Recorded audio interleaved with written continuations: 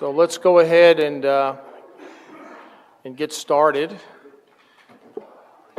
Good afternoon, everyone. Welcome. And again, just a reminder on your cell phones, if you haven't got those turned off or turned to stun, you might be able, should do that. Let me make sure I did after saying it. Yes. All right, so this is the October 10th, 2023 Hardin County Fiscal Court regular voting meeting. So let's begin and call this meeting to order. All right, roll call, please. Squire Clem. Here. Squire Hicks. Here. Squire Muse. Here. Squire Pennington. Here. Squire Saltzman. Here. Squire Thompson. Here. Squire Whitehead. Here. Squire Yates. Here. Judge Tall. Here. Next to be our invocation by Magistrate Fred Clem and Pledge of Allegiance by Magistrate Yates. Pray with me, please. Heavenly Father, we indeed come thanking you and praising your holy name, Father, for this great day that you've given us. Father, we just thank you for the beautiful weather and the many blessings that you've also bestowed upon us. And Father, we come also with heavy hearts and burdened with what's going on in Israel, Father. We just lift up the nation of Israel and the people of Israel, and Father, those that have lost loved ones and continue to be under the terror of an evil body. Father, we just ask that you put your protective arms around that whole area and just be with the people in a time of strife and turmoil. Father, we ask that you be with our nation too, Father, that we be vigilant of our own soul, of our own countrymen. And Father, we just ask that you be with us through this meeting. Father, just give us guidance, clarity, and vision for our community. These things we ask in your Son, Jesus' name. Amen. Amen. I pledge allegiance to the flag of the United States of America and to the republic for which it stands, one nation, under God, indivisible, with liberty and justice for all.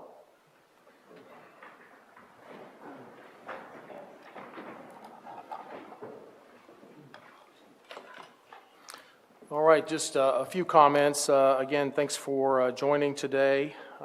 Always appreciate it whenever our mayor of a very northern tip of our county is here. Is it still part of Hardin County? As of noon today, yes, sir. All right, very good. So very happy to see you and your lovely wife here with you today.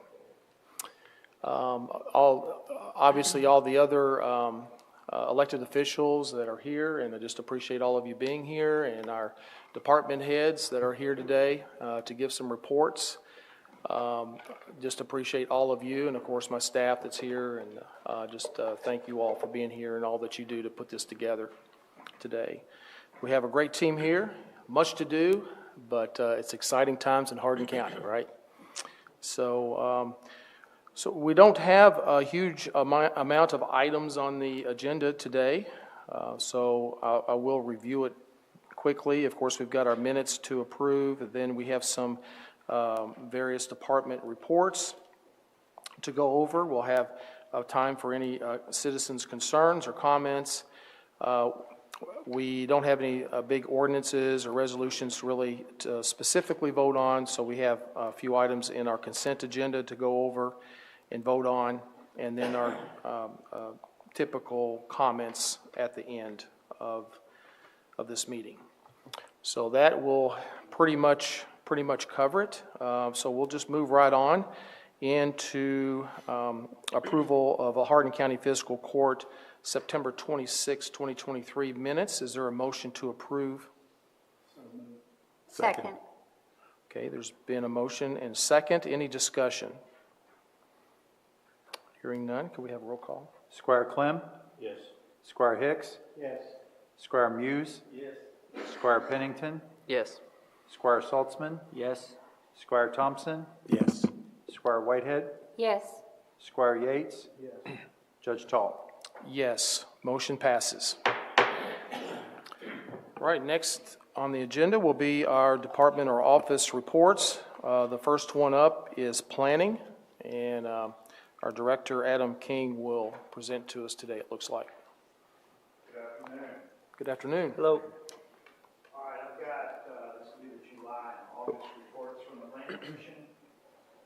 First up, this was a preliminary subdivision plat that got approval. This is a 31.6-acre site. We're down near Glendale, very close to the intersection of Sportsman Lake Road and Kentucky 222. The applicant's main emission LP, and this was 67 single-family residential lots. And then there would be one non-buildable lot there near the floodplain, and then also one lot for a fourplex out front. Next, this is a zone change from rural residential R2 to the agricultural zone. This was the Gingrich family down on Amish Lane. They also received a conditional use permit there. This was a pre-existing sawmill that was getting approved to do some expansions. It wasn't grandfathered in, but that was approved, and the conditional use permit was also approved.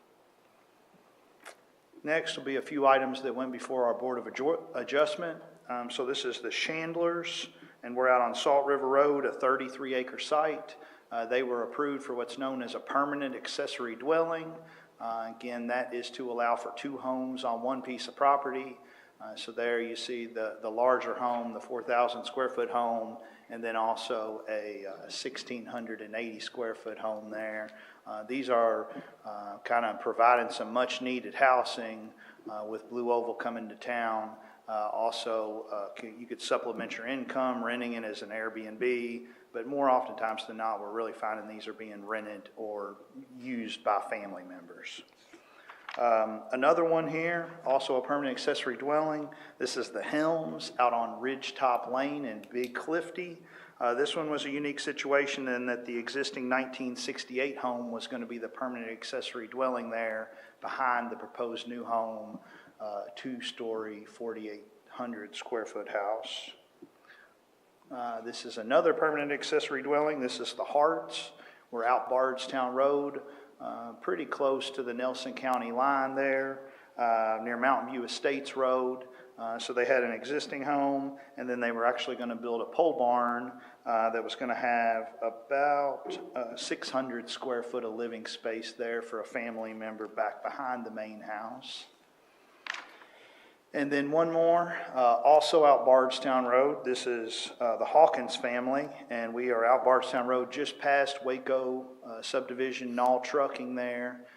And this was a 1,900 square foot permanent accessory dwelling. A little different here in that the smaller house was going to be out front, but with the tree line, the main house in the back wouldn't be visible, so you wouldn't have the appearance from the road of 2 homes on one piece of property. This is also Glendale. We are on First Union Church Road, very near the Hardin County Fairgrounds. This had previously been the Beards and the Bennett's and the Bushes Slaughterhouse. An outfit, Bluegrass Lamb Company's been there for quite a while.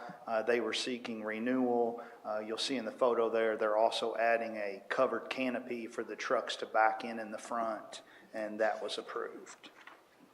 Looking at the various land use applications, and again, this is through July and August, 16 variances, 23 conditional use permits, 15 development plans for non-residential projects, 66 subdivision plats, and then 11 zone changes. So looking at number of plats and lots recorded, through the end of August, we were at 54 plats. Very similar to 2022 when we were at 57. Looking at new lots, 2023 through August, we're at 29 new lots. 2022 at this time, we were at 34. But really kind of indicative of how busy we've been here for building permits, 596 through the end of August. So how that compares to 2022 was we were at 351. So 240 additional building permits so far this year. On the electrical side, again, my electrical inspector, Greg Carwile, has been crazy busy. 1,236 permits whereas in 2022, he had done 854, so almost 400 more. So that's, I think, just a sign of things to come. Single-family dwellings, 77 homes through the end of August. Where we were at in 2022 was 76. However, we've also done 6 duplexes, so that would be 12 additional units there.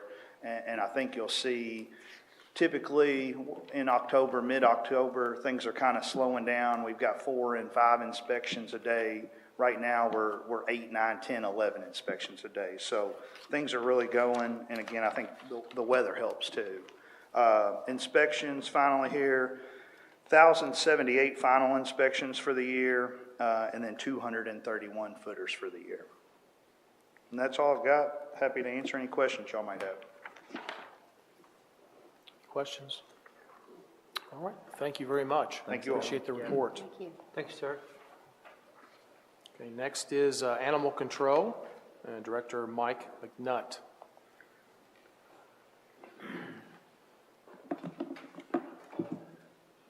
Good afternoon, Judge, Magistrates. Good afternoon. So for the month of September, we adopted out 74 dogs. We returned 28 to their owners, sent 12 to rescue, and we had to euthanize 10.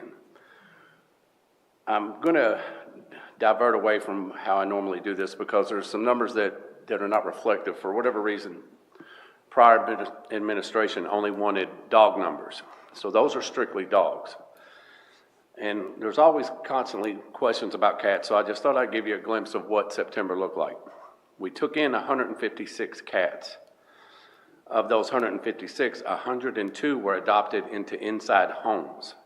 32 of them were trapped, neutered, and returned. I think a lot of people don't understand that we're keeping more than we're putting back out, but the ones we are putting back out cannot reproduce. I mean, to me, the numbers right there kind of speaks for itself. Out of 156, 102 of those went into inside homes that we adopted. So I just thought I'd bring that up just because I think Sharon and I are going to work on doing a new up-to-date report that reflects that a little bit more, because I'll report on the cats at the end, but they need to be side by side for you to really be able to see it. So for the year to date on dogs, our adoptions were at 210. That was up 54 from 22-23. We returned 75 dogs to the owner. That's up 20 from 22-23. For the year to date at rescue, we're sitting at 7%. I don't know that that number is ever going to get back to 25%. I question that. For the year to date, dogs euthanized sits at 9%, which is going down, which is what we always want. For the year to date, dog adoptions are at 62%. Return to owners are at 22%, which is not typical for the nation right now. Right now, the majority of stray dogs is up, coming into the shelter, and nobody's claiming them. So we're doing something right if 22% of their owners are coming back and claiming them. For complaints investigated, we're at 479. That's up 115 from last year. I've been able to look into the numbers and know that 26 of these are from workers at Blue Oval. So that's the only ones that I can for sure say, do I think there's more in that 115? I do. But if they're not licensing their microchip and the microchip comes back from another state, I have nothing to tie them together to say for sure that it is. But we've had 4 or 5 this month reclaimed, or last month reclaimed from Blue Oval employees. So they're bringing their dogs with them now.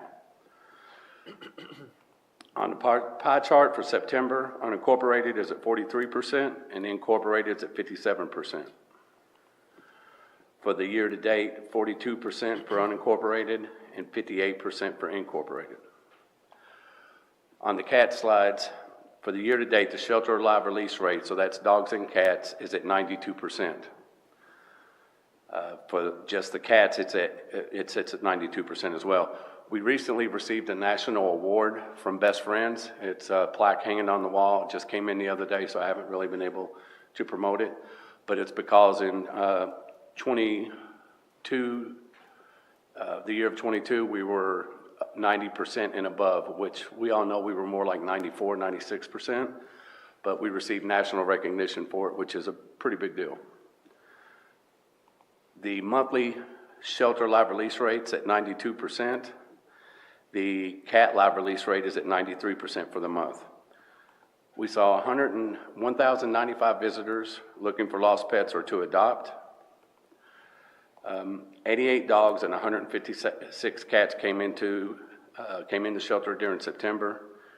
We did 287 surgeries in September. We had our rabies clinic this Saturday, and we saw 320 animals.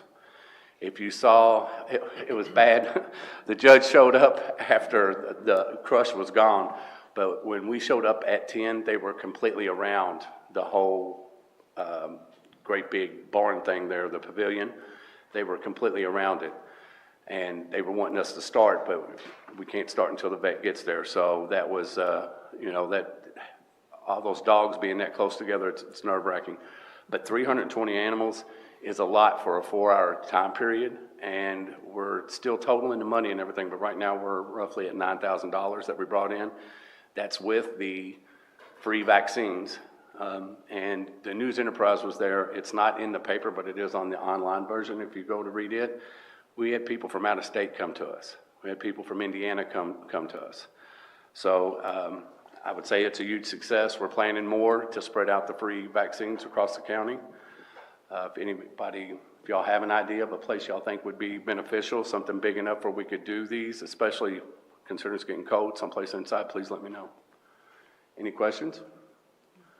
Of the 102 adopted cats, were they spayed and neutered before they was adopted? Definitely, yeah. Nothing, we don't adopt down anything, dog or cat, without it being spayed or neutered first. And like, this report doesn't even tell you we remove livestock from the roadways. It doesn't have anything in here about that, and I think you all should know that we spend quite a few man hours, herding cows back to their pastures. And we carry stuff to try and fix fences because the county really don't want to start selling beef, so I need to get it back home and put the fence back up and leave it where it's at. So, any other questions? Just want to say congratulations on the award. Thank you. They came much deserved, and please let your team know how much they're appreciated. I surely will. Also, I'd like to add, it's one thing to take in the stray animals and spay and neuter them and turn them back out or get homes to adopt them, but you guys go over and above that. In my recent visit to your facility, the one thing I saw above all was the care and compassion that was given to the animals from the workers, the employees at the shelter. And I was very impressed with that, along with the cleanliness and just the genuine care that these animals were given. Well, I thank want to you. commend you for that. Well, and I've told the judges all animal people are crazy. They get along with animals better than they do people, and that's just the truth. So, Thank you, guys. Thank you. Thank you. Thank you. All right, next is emergency management. Joyce Scott. Afternoon, Judge, member of the Fiscal Court. Just want to start out today I'm going to give you all a report. Kind of something new we haven't done this before for the emergency management. I would like to make a report for Hardin County Fire Departments. We have decided in the Hardin County Fire Chiefs Association that I would bring the report to you all once a month. With so many new people moving in our community, I think they need to be aware of who protects them. So, starting out, currently Hardin County has 14 fire departments. 12 of those fire departments are 100% volunteer, with the exception of one that has a paid fire chief, and that's the city of Vine Grove. There are 8 volunteer fire departments in Hardin County that are in the unincorporated area. Next breakdown is the emergency calls from January to September. 1,503 responses from the Hardin County Fire Departments, excluding City of Radcliffe and also City of Elizabethtown.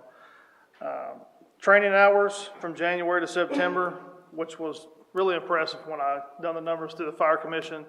18,661 hours of training, which is an amazing number when you got 100% of those were volunteer hours. So that was really impressive. So I wanted to bring that to your all's attention and also share it with the county. All right, our activity report, Kentucky Emergency Management Conference. We attended this year, a week-long conference in Louisville, which was a great conference. Made a lot of good contacts, a lot of networking opportunities for Hardin County. Also brought back COVID, so it was a good conference. So our HERA Coalition meetings, Fire Commission meetings, Emergency Service Advisory Team meeting, which is in the process coming along really good. We're making some good headway with that right now. So we'll have more reports coming out of that very soon.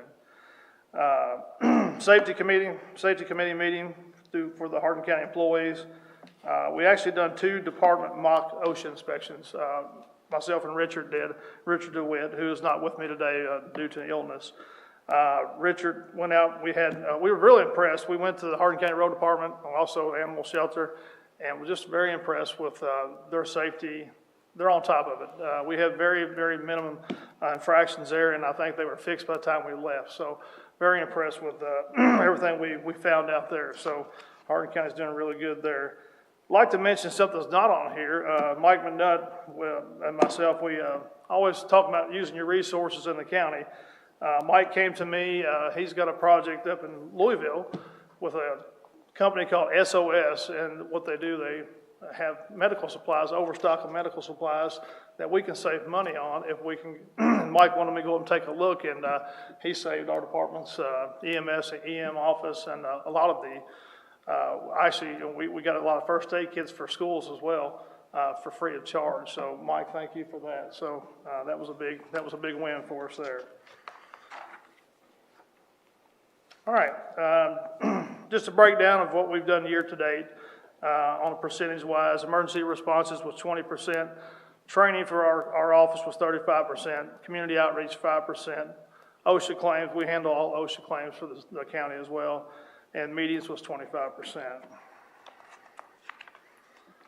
Like to mention Hardin County Trunk or Treat. EMS is hosting it Saturday, October 14th. From 4 p.m. to 8 p.m. It's be a great event. We're going to have most of Hardin County Fire Departments are going to be out there. A lot of police departments as well. Sheriff's Office is going to be there. I think Kentucky State Police might even come and participate with us. Just be a really good time for bringing your children out to meet all of us in a good setting. And we look forward to it. Love to have all the magistrates come out as well. Again, that's 4 to 8 o'clock on Saturday, October 14th. All right. Next slide, I wanted to bring out Fire Prevention Month is October. Just a few quick pointers. Install your smoke alarms on every level of your home. Test your alarms once a month. Change your batteries every 6 months. Have a fire extinguisher easily available for every floor of your home and kitchen, and create a practice escape route plan. Any questions? Thank you all for letting me present. Yeah, I would just like to thank you all again for, there's lots of things that are going on in Hardin County, emergencies that you guys respond to, and, wrecks on I-65, these types of things that are occurring, and, you're up till 4:30 in the morning and, or all night, that type of deal. So a lot of those things go unnoticed, but I'd like the public to know that it's very much appreciated. So thank you. Thank you, Jen. Right. Thank you. Thank you. All right, next is our road department. Dwight Morgan. Good afternoon. Good afternoon. Good afternoon.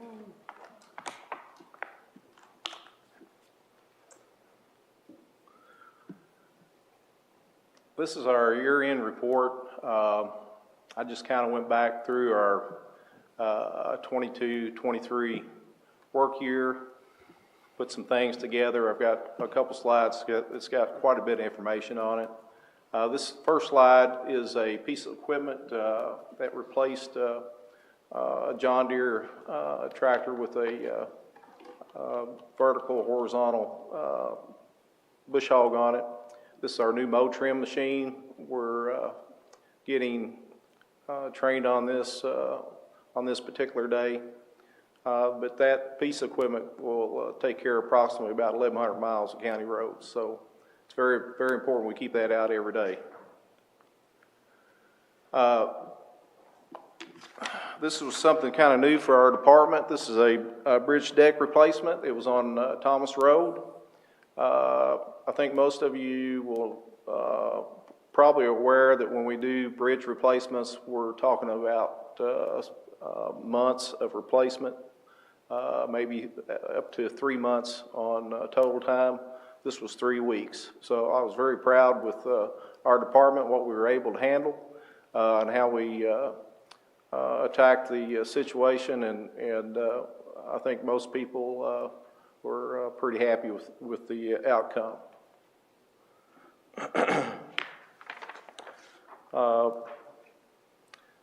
This is just some other work that our department did on Pear Orchard Road. This was a tile that was rusted out. It was absolutely collapsing, and so this is one of many that we do throughout the year.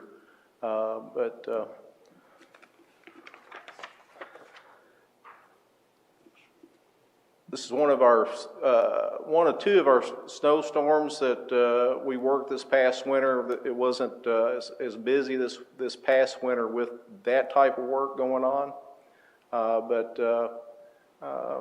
people kind of tend to forget of all the different things that we do. That we don't only work during the daytime, but we work a lot after hours, and it's at night, and tends to be somewhat more dangerous.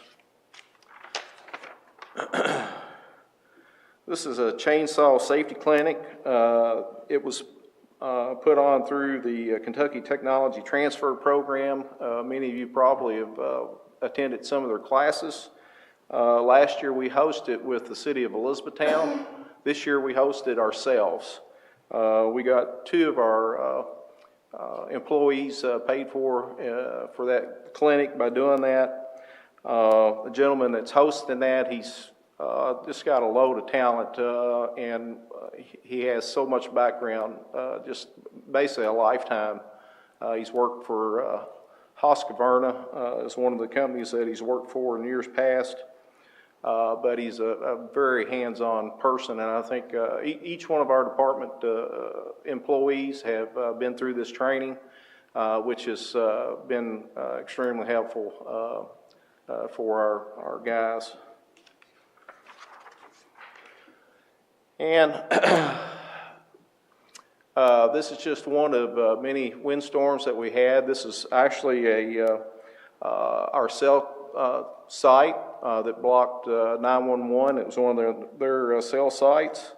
And as you can see, our training came in very helpful for this situation. So I think this was probably as a result of the March 2nd windstorm. We had so many, I can't tell you for sure, but it was a pretty significant tree. With that, those windstorms, we tend to get a lot of rain. This was a area on Upper Colesburg Road that I had applied for before this all took place for some discretionary funding to repair what you see where it's basically washed up out to the edge of the road. We had to do some emergency repair on this bank, but we had this road along with one other road put in for discretionary funding. We got this one approved. You're getting ready to accept the money here in your upcoming consent agenda for Upper Colesburg Road in the amount of about $314,000. This particular spot along, this is on the west side. On the east side of this road, you've got about another 100 feet, so you got a total of about 250 feet of bank stabilization that's going to be taken care of. at roughly about a cost of about $50,000. So out of that, 314. And we'll do all the work in-house. This is just another sheet, inventory sheet of your bridges. There's 37 bridges in the county that we're responsible for. You've got basically a total of almost $12 million in inventory on bridges. This particular sheet, we've gone through and kind of highlighted the ones that are actually in poor condition. We got 3 that are in poor condition, which is in an amount of about $1,100,000. Those others that are in fair condition, some of those that are in fair, just keep in mind, at any time, those can get deregulated to a poor condition, okay? So in those, in that particular category, there's $6.5 million worth of bridges that are in fair condition. Hey, Dwight, can you go back and show us that, highlight that other number you had that was below the yellow there? Oh, okay, yes, hey, Yeah, thank you. That's a good number. That's to a good share. number, yes, it is. So the number that Mr. Salzman's talking about is the annual number that we get from our 80/20 bridge money, which is $80,000. So in comparison, if you're looking at these 3 bridges that are in red, I know it's hard for the folks there on the screen to see. They can't see that. You've got a cost of anywhere from $179,000 to $390,000 for replacing. I'm sorry, the biggest one there is $518,000, and that's the Meeting Creek Bridge. So $80,000 isn't going to go very far. That's why we need help. Have we got any more information on the Meeting Creek Bridge? Well, I did get some today. It seems like that it is on the 6-year road plan. So that means that the state basically is saying, you know, we're going to pay for it, but it's in our 6-year road plan. If you're not aware, government can give and they can also take away.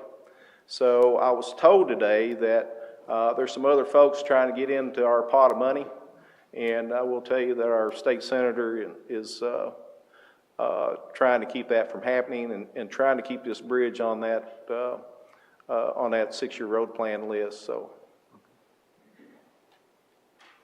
How often do they inspect the bridges? I'm sorry. How often? I'm sorry. So bridges are every bridge is inspected every other year.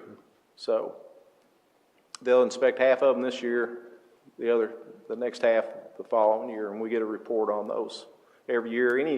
Anytime there's weight limit signs that need to be replaced, they will send those to us if we don't catch those. So we have to keep those in place. So I'm assuming there's a chance that these poor ones, or any of them, that when they come to inspect it, they can just say, need to shut down. Well, that's another good question, good comment. Anytime, and I'm going to refer back to our bridge inspector. Anytime that a bridge gets to 13 ton or less, he thinks that that's not safe for school buses to travel. So, and if you look at some of these, Middle Creek is one of them. It's at 11 tons, 9 tons on Needham, which is getting replaced this year. So, and it's in the process. The Meeting Creek Bridge right now is at 15 tons. It is a wooden bridge. It's the only wooden bridge we have in the county. So, did that answer your question? Yes. Okay. I spent days on this particular sheet. I looked at it. I was trying to decide how I wanted it to look. This is your information by, I'm sorry. There we go. By magisterial district. I really want to take notice of the highlighted numbers in the red. First, I want to tell you that if you're going down through there and you see that we've got 976 roads, According to our road listing, we have some roads, I'll give you for instance, Decker School Road, it'll be in that road listing 3 different times because there's 3 different sections, okay? So it's counted as 3 different roads in that listing. Not saying that we have that, because we don't. But, so that's, I didn't go back but I did put an asterisk by those. Then I wanted to go, I was kind of curious on, with all the paving that we've done, you know, how fair have we been to District 1 compared to District 8, or 2 or 3 or 4 or 5, 6 or 7. So when you get down to your roads rated, I'm sorry, let's back up here just a minute.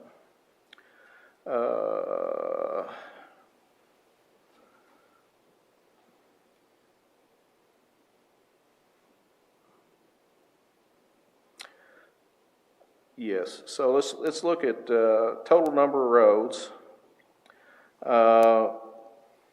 and how they're broke down. Let's see, so there's 976 roads, total mileage. Let's see here. So let's do the roads 1 through 5. 83% of the roads in District 8 are in that 70% percentile, which on our road ratings, we rated those roads from 1 to 10, 1 being your best, 10 being your worst. The roads that are rated 1 through 5 are your better roads in the county. So District 8, 83% of your roads are in good shape. 70% in District 7, 70 in District 6, which those 2 roads, or 2 districts, I'm sorry, will have the most road mileage overall. Then obviously in District 4 it's 66%, 70% in District 3, 60 in 2, but your number of roads have lessened also. Of course, District 1, you only have 6 roads. So, but I hope that helps. It kind of gives you an indication on, you know, how we've allotted our funding for those different roads for your given districts and how they compare to other districts. Any questions on any of that?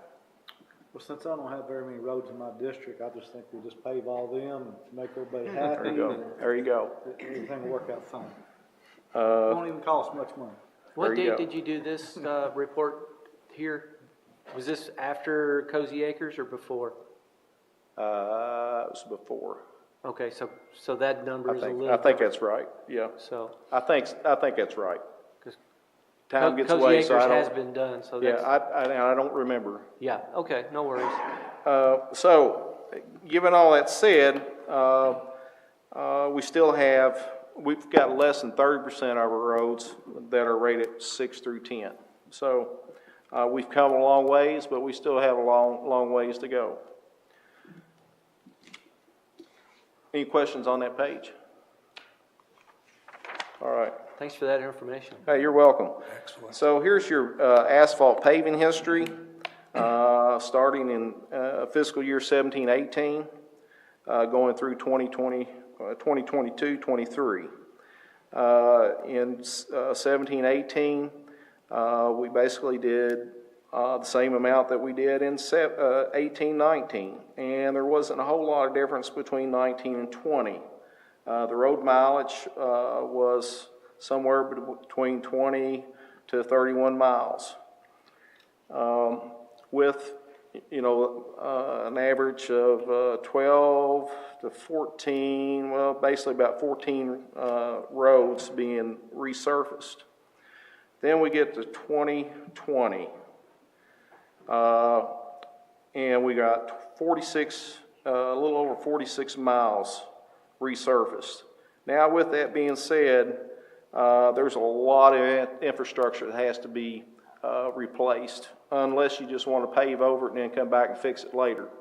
We have a lot of road tiles that are rusted out, and we try to get those replaced and have them sit in place before they get paid for a number of weeks to eliminate any settling going forward. So I think we've done a pretty good job at that. So when we got to 2020, that was pretty monumental. We had a little over 46 miles of county roads that we paved in that fiscal year. Then we got to 21, 22, and we added a few more miles. So we got 58 miles of roads with a number of 104 county roads being paved. And then this past fiscal year, 22, 23, I kind of felt like we knocked it out of the park. And if we got the money, we can do the work. With total number of dollars spent was almost $6.5 million, with a total of 83, almost 84 miles of county roads being repaved and 131 total number of roads. Along on that report, you'll see somewhere from 2020, 2021, we had asphalt increased almost 5%. In the fall, let's see, from the fall to the spring of 21, 22, we had an increase of 20%, basically 19% in asphalt costs. So it went from $69.59 a ton to $82.82 a ton. So that's kind of about where we're at the present. Any questions on that page?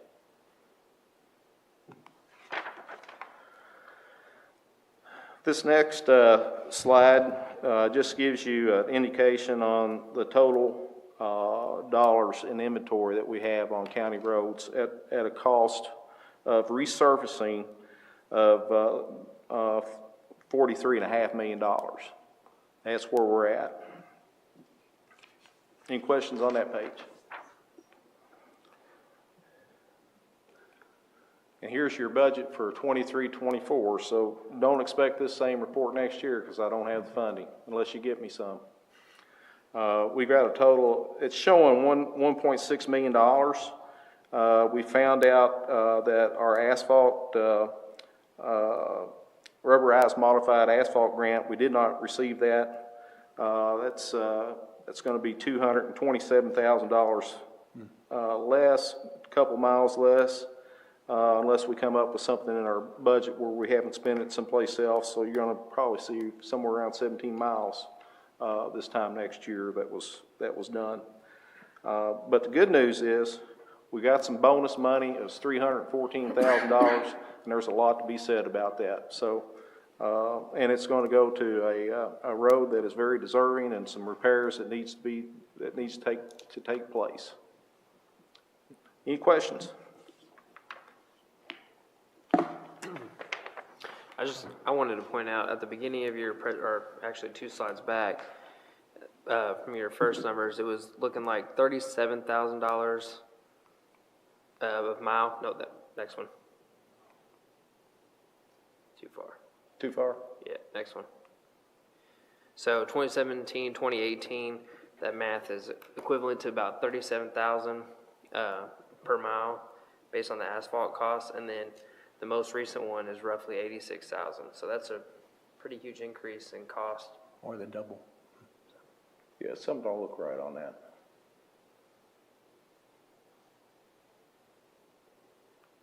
Yeah. Do you anticipate any kind of decrease in price of materials anytime soon? I don't. If fuel prices don't go down, asphalt prices won't go down. Yeah, to that question, I was just in a meeting with Senator Higdon. I was having a transportation meeting just before this one, and Scotty's was represented in there, and that specific question was asked. And they didn't laugh, but they were not positive about a decrease in price. Dwight, am I thinking right when I'm thinking about over 500 miles of roads and the cost of paving those roads probably has us on a paving cycle that's more than 20 years. So a road that's paved today would need to last more than 20 years. Based on current Funding. you can And do. those roads don't hold up We that way. basically need $3.5 million a year just for resurfacing. Just for resurfacing, not counting anything else in my budget, just for resurfacing. And we're not getting half that. No, you're about a third. So, It's hard to do what you do. Thank you. all right. Dwight, we've got, and you know this, but we've got a lot of roads out there that haven't been paved in 30 years, especially in. I know we have roads over 20 years for sure. The 30 years, I can't attest to that, but I can attest to over 20 years for sure. Yeah. So there's a lot of roads out there that needs to be done, and until we find some money, it's gonna be tough. Yep. But I do thank you for all the work you do, so thank you very much. Well, I appreciate that. My department really does a great job. We've got a great group of people there at the road department. They all work hard. Yes, they do. And are very effective and efficient. Any Yeah, other questions? Yeah, just to reiterate, thanks. Please express to your team how much they're appreciated. There's a lot of stuff they do that nobody really thinks about too much until there's a big windstorm or something like No, that. there is. There's so many nights that we're out, and things can happen so quick. And I think probably most of you had some slides on here. I didn't bring them. The judge thought they were a little drastic to show on TV, and it's almost been a year since I fell off a ladder. Had I just waited just a few more minutes where my wife could have held on the ladder, it would have saved me so much grief and money above what I've had to spend out in just my insurance. But for whatever reason, the good Lord saved me for more days. And with that being said, I can't tell you the number of times that our guys get called out weekly, and it's after hours, it's after dark, and so much can happen. We've done a great job so far, and they know to be careful. They know when to call for backup, but as you all know, things can happen in just like that. And we've been very, very fortunate that nothing has.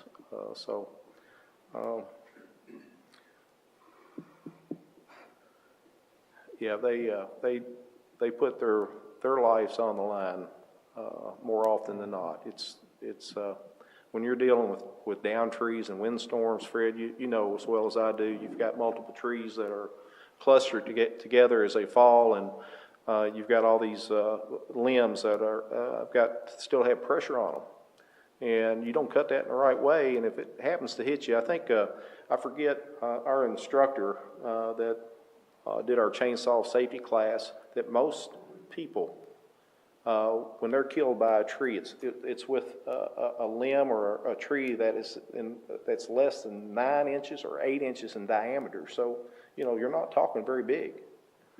So anyway, we've been fortunate, and thank you all.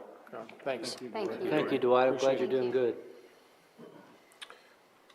All right. Thanks to all of you for your reports. There's some other written reports included in the packet. We'll just move on then to any concerns or comments by any of our citizens that would like to come up. We have a 3-minute limit, and feel free if anybody wants to come up and speak. If you'll just state your name and where you live. My name is Dina Embry, and I live out in Roanoke off La Follette Road. And I want to address the judge and the magistrates here with an issue that's been going on in my little community with the waste management and the trash pickup. Back in around 2015-16, we were working with Red River and then LaRue County trash pickup. Between the two counties, they were, to make this kind of a short thing, since I only have 3 minutes, because I could talk a long time. And anyway, we had gone to several different meets with them, with the county judges, over the, trying to get one trash truck or garbage pickup on a mile of the road for Hardin County. The county is broke up, or the road is broke up into two counties. LaRue is the front end and Hardin is the back end. And Hardin has to come from the state maintenance sign from Valley Creek, where Valley Creek stops and runs into Gray Road, which runs right 1.5 miles down into the Roanoke area, where they have a crossroads, and River Road and La Folla Road will meet at the end of that. Well, Hardin County Solid Waste will have to drive their truck 5 miles from the state maintenance sign where that ends, 5 miles to pick up 1 more mile of trash, 14 residents. And they have to pass 7 LaRue County residents. So LaRue County picks up the front end, and they have to drive in 1/2 mile of Hardin County to find a safe place to turn their truck around. The trucks come in on the same day. The garbage pickup is on the same day. We have spoke with Stephanie Gibbons on a few different occasions with the county judges and the people that run these companies. And what our issues are is we still have 2 trucks on the road. When COVID hit, then this little issue that we've had with the garbage pickup from the 2 different counties came to a stop because everybody, was in this pandemic deal. So what I'm trying to address to the judge, I think we talked with Judge Tall, my husband and I did, one day last week to just bring up this topic again. I know that Red River had went into bankruptcy a year or so back, and there's been a little controversy since and they've had a little issues, I don't know what they are, with the Hardin County trash pickup, but we've gone 2 weeks or more with no trash pickup at all. We live in Hardin County. We pay Hardin County taxes. We get no services except garbage pickup from Hardin County. We pay all of our property taxes. Our school taxes goes to Hardin County. Our kids go to school in LaRue County. We have a Nelson County mail-in address. We have issues getting our driver's license renewed. We have issues getting our tags for our vehicles because nobody here in Hardin County seems to think that we live in Hardin County because of the small dot that we are on the map. So my concerns are, can we, as a group of people, work with these 2 solid waste people in these 2 different counties to see if we can get 1 truck on a road that is beating our road to death with school buses, garbage trucks, and we have a lot of tractor trailers. It's a big farm country back there, and we have a lot of tractor trailers, tractors, farm equipment back there. And as Dwight was saying, there's little money for funding to repair these roads. LaRue County, we get LaRue County water. They get no taxes from us. We have LaRue County School Services. They get no taxes from us. Well, the bottom line is we would really like to be annexed, and I know that is a big deal. We'd like to be annexed into LaRue County. It's 1 mile of road, 14 residents, and that is one goal that we are looking forward to maybe foreseeing later. But as a Hardin County citizen, I am just speaking up for the other 14 residents that pay taxes the same place I do, and we get very little services from this county. And we were just hoping and wanting to see if the judge and the magistrates can work with the solid waste people to see if we can get 1 truck with no more damage to the road that's being done. They come on the same day, 2 big trucks, and they had to work things out where LaRue County was backing up a hill where you couldn't see at their last pickup to turn around. So now they have to come 1/2 mile through the road to turn around, which now that's Hardin County. So they're even wearing out a Hardin County section of our road. And then Hardin County comes through another time of the day. Sometimes they come in the same time of the day, which is dangerous because there's a lot of farm country, hard to see around some of the curves and trees with your big corn crops and some of the trees and stuff. And it's 35 miles an hour. A lot of people don't know what speed limit's supposed to be. And it's a small road. So I've addressed the issues that we have, and I would like to thank you guys for your time, and I'd appreciate it if we could get some kind of response at least by the next fiscal court meeting. Any questions? All right. Thank you. Presented very clearly. Thank you. Thank you. So we'll try to take this up maybe at the next committee meeting and maybe discuss it, the particulars, and see if there's any solution that we can come up with. Okay, anyone else? All right, so let's move on then to the consent agenda. Just a few comments. We've got items A and G. It's a typical financial types of items, financial transfers, paying bills, those types of things. The next two regarding EMS personnel and 911 personnel, those are resolutions 205 and 206. Just a note to say that I did get a question from a citizen that asked why those were not available in draft form so that they could see them.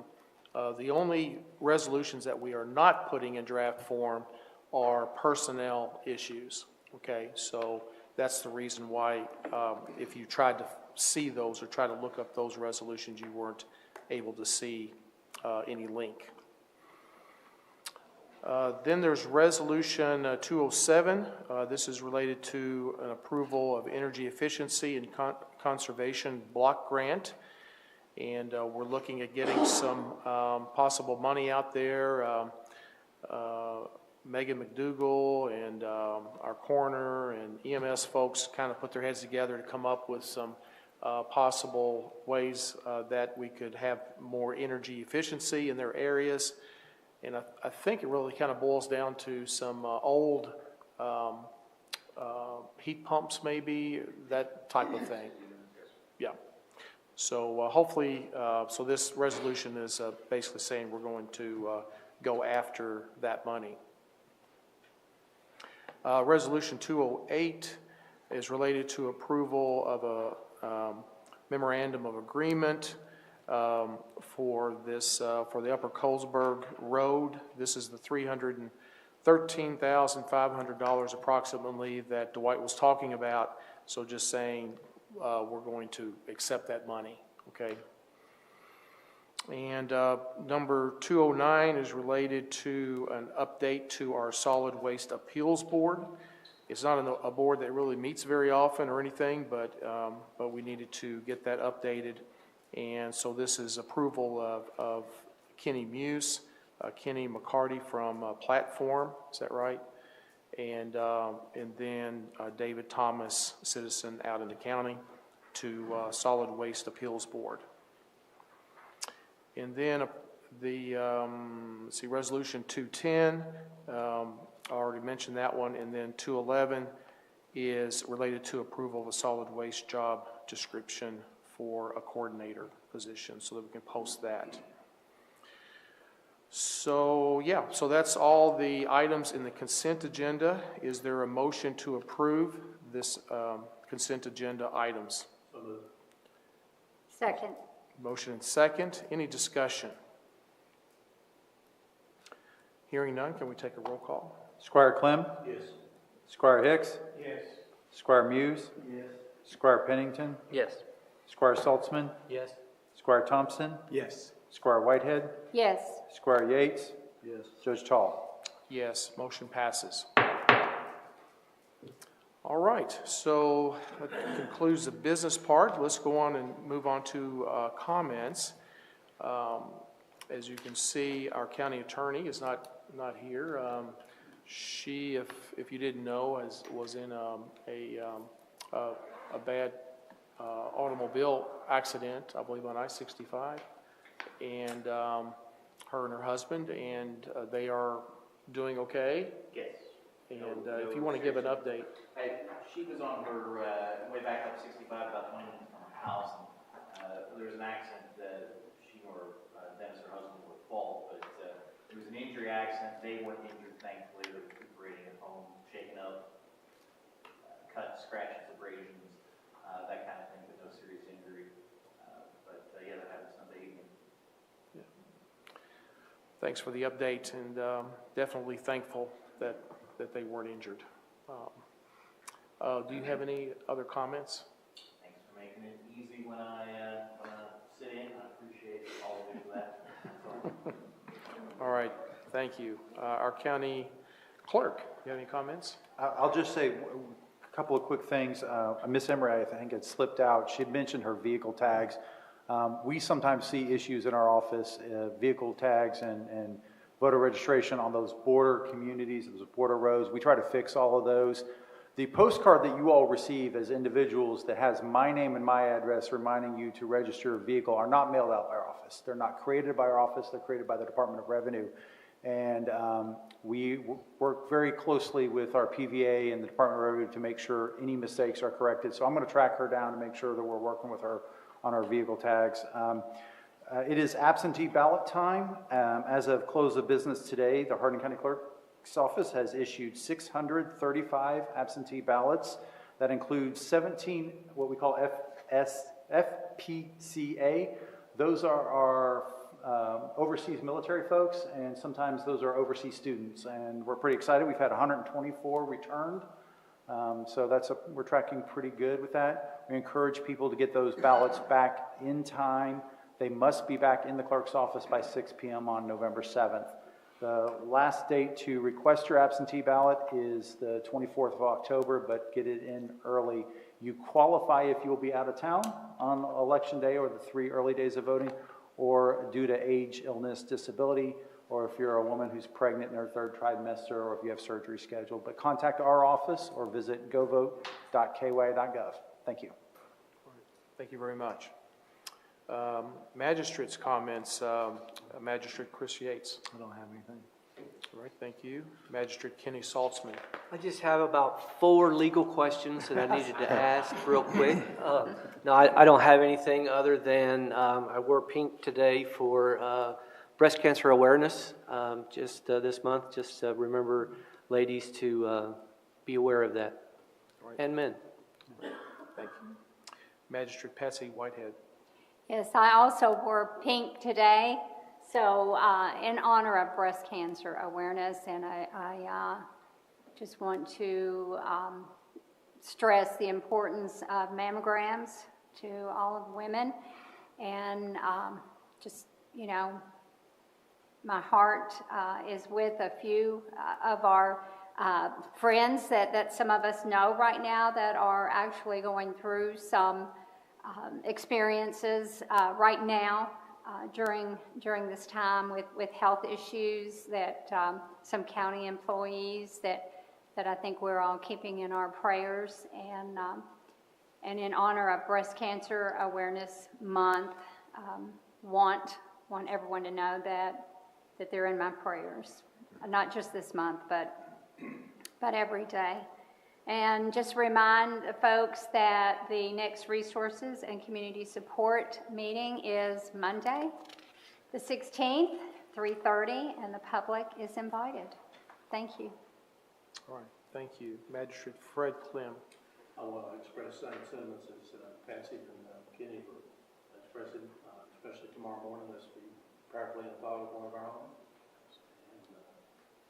And also, the Finance Committee meeting will be October the 17th at 3:30.